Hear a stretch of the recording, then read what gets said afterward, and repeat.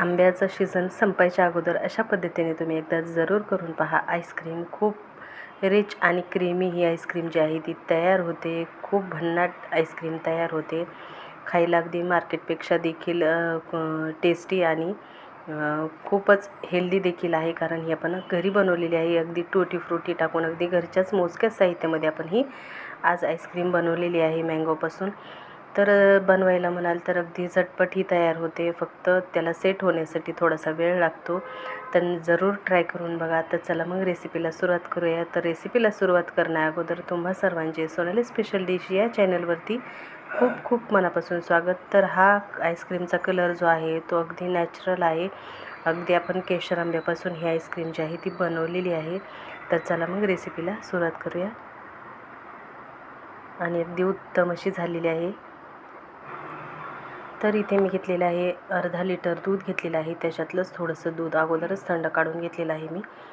तर हे निरसं दूध आहे आणि फुल फॅट क्रीमचं आहे, म्हणजे घट्ट असं म्हशीचं दूध आहे. तर जे आपण अर्धा वाटी दूध काढलेलं होतं त्याच्यामध्ये मी 2 ते 3 चमचे इथे कस्टर्ड पावडर टाकून घेतलेलं आहे, जेणेकरून आपल्या दुधाला जे आहे ते छान घट्टसरपणा येईल आणि आपली जी आईस्क्रीम आहे ती छान रिच होईल.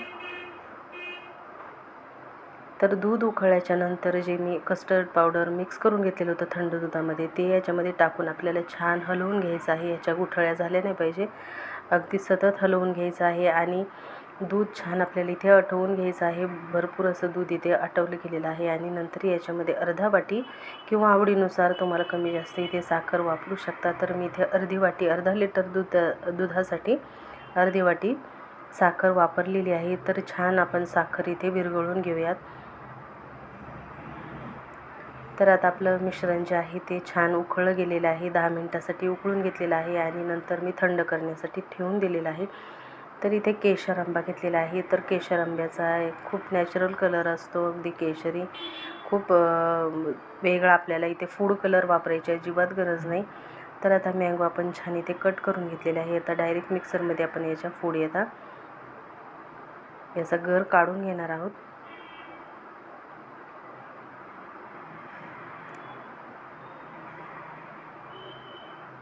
तर आता 2 आंब्याचं मी गर इथे वापरणार आहे अर्धा लिटर दुधासाठी.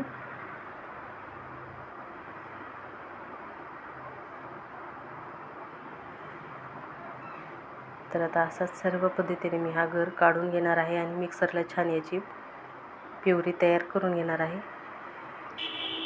2 वेलची देखील याच्यामध्ये टाकून घेतलेली आहे आणि याचा पल्प तयार करून घेतलेला आहे.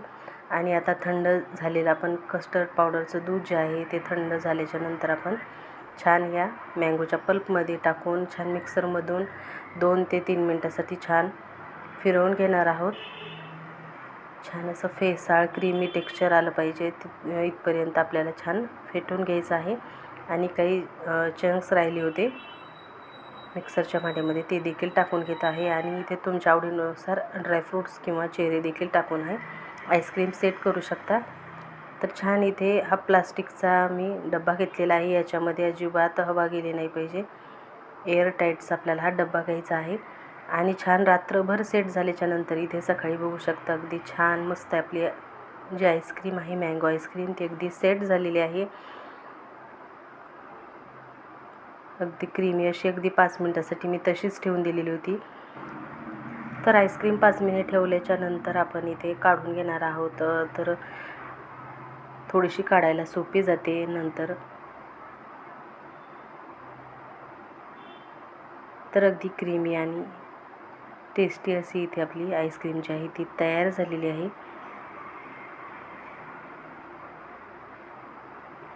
तर या उन्हाळ्यामध्ये तुम्ही अशा पद्धतीने नक्की ट्राय करून बघा. मँगो आईस्क्रीम खूप टेस्टी आणि हेल्दी देखील आहे, कारण ही आपण घरी बनवलेली आहे. अगदी बाहेरचं कुठलंही सामान न वापरता घरच्या साहित्यामध्ये, मोजक्या साहित्यामध्ये अगदी आपली यम्मी अशी इथे आईस्क्रीम तयार झालेली आहे. तर रेसिपी आवडली असेल तर रेसिपीला लाईक करा. सोनाली स्पेशल डिश या मराठी चॅनलला सबस्क्राईब करा व पुन्हा भेटूया असेच एका छानशा उन्हाळी रेसिपीबरोबर. तोपर्यंत बाय.